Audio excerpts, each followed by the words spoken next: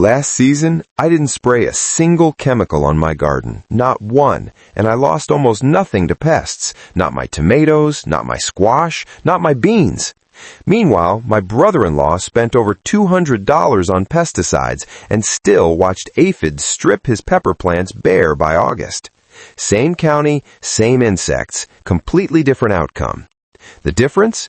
A method I stumbled onto after visiting an Amish farm in Lancaster County, a system their community has used for over 200 years to grow massive, pest-free harvests without ever opening a bottle of chemicals. Today, I'm going to show you exactly what it is, how it works, and how to set it up in your own garden, even if you're starting from scratch. Stay with me, because the simplified version I share near the end takes less than 30 minutes to implement.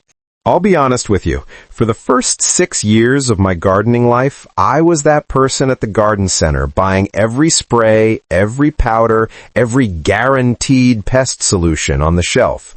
Neem oil, diatomaceous earth, pyrethrin, spinosad. I had them all lined up in my shed like a little chemical arsenal. And every spring, I'd start the whole cycle again. Spot a pest, grab a bottle, spray, repeat. It worked. Barely, and it never stopped. The pests always came back. Then, 3 summers ago, I was visiting a friend in Lancaster County, Pennsylvania. She introduced me to an older Amish farmer named Eli, 4th generation on the same land.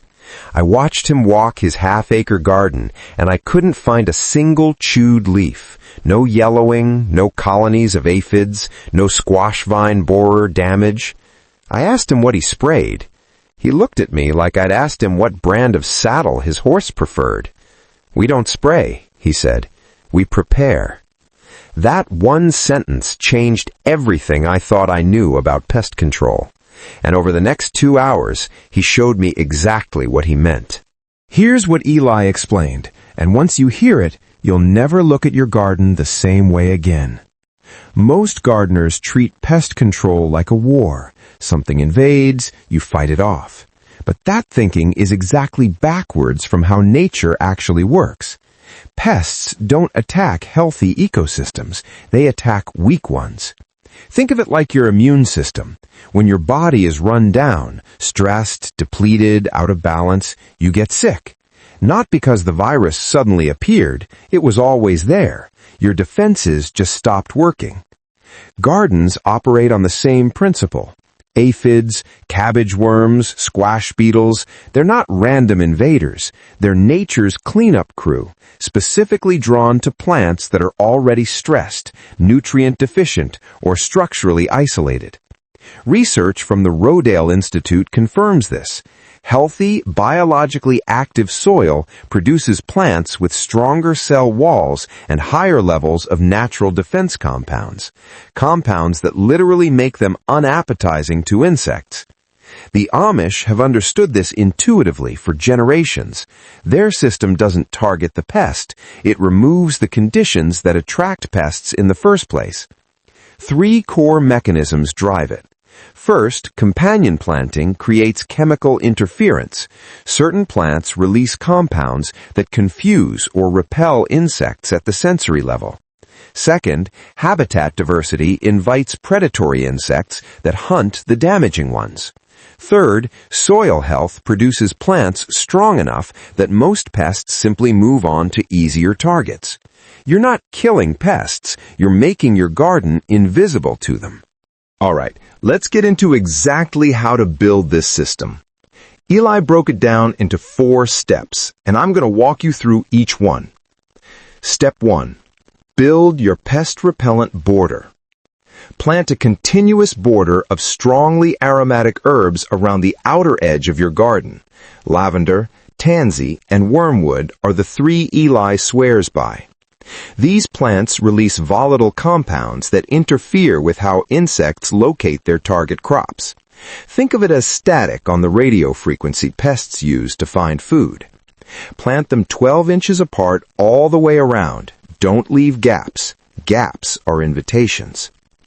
Most people make the mistake of planting herbs in a separate bed. Wrong location. The border placement is everything. Step 2. Install your predator corridors. Now you need to attract the insects that eat your pests. Plant dill, fennel, and yarrow in narrow strips between your vegetable rows. These are insectary plants. They produce the shallow flowers that beneficial insects like lacewings, parasitic wasps, and hoverflies need to feed and reproduce. Once established, these beneficial colonies will patrol your garden continuously, hunting aphids and caterpillar eggs around the clock. Step 3. Activate your soil.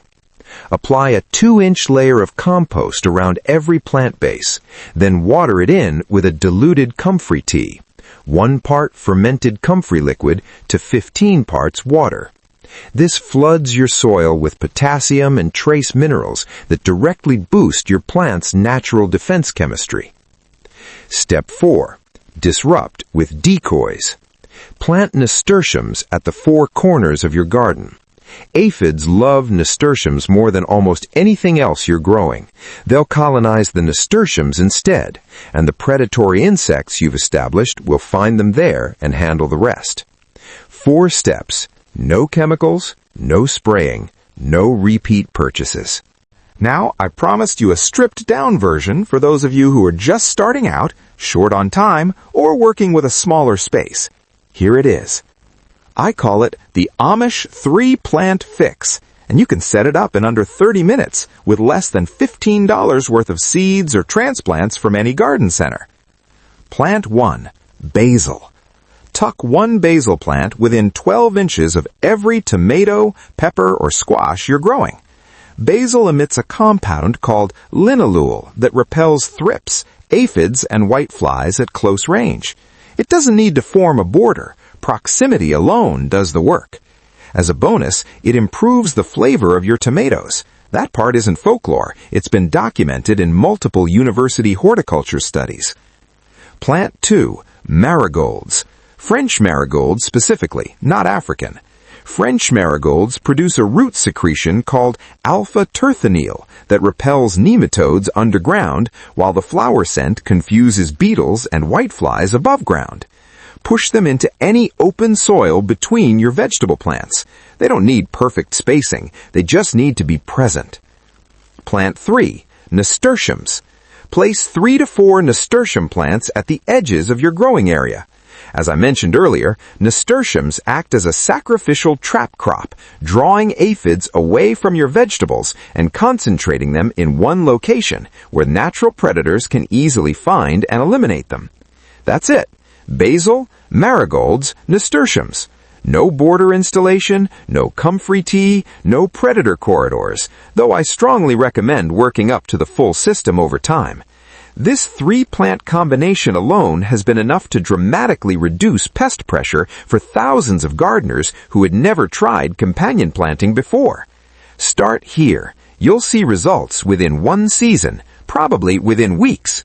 I want to give you a few reasons to trust this, beyond my own experience and beyond Eli's farm. The Amish have farmed chemically free for over 2 centuries, not as a trend, not as a marketing position, as a way of life.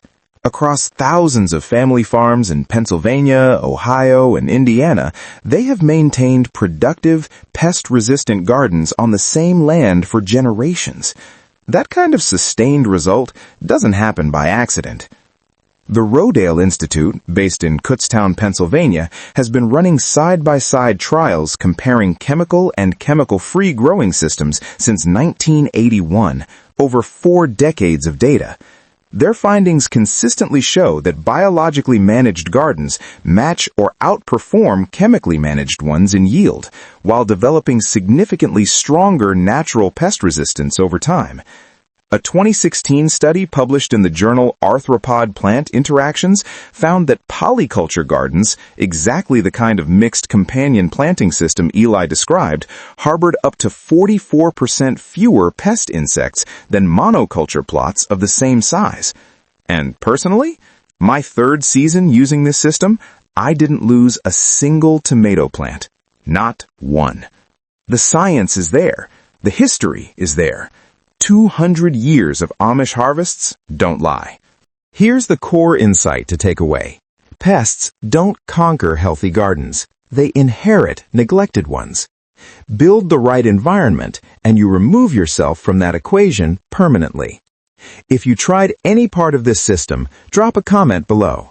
I read every single one. And if this way of thinking about your garden resonates with you, check out this video on 17 perennial vegetables the modern world forgot that feed your family for decades from a single planting. No replanting, no chemicals, no starting over every spring. It's right there waiting for you.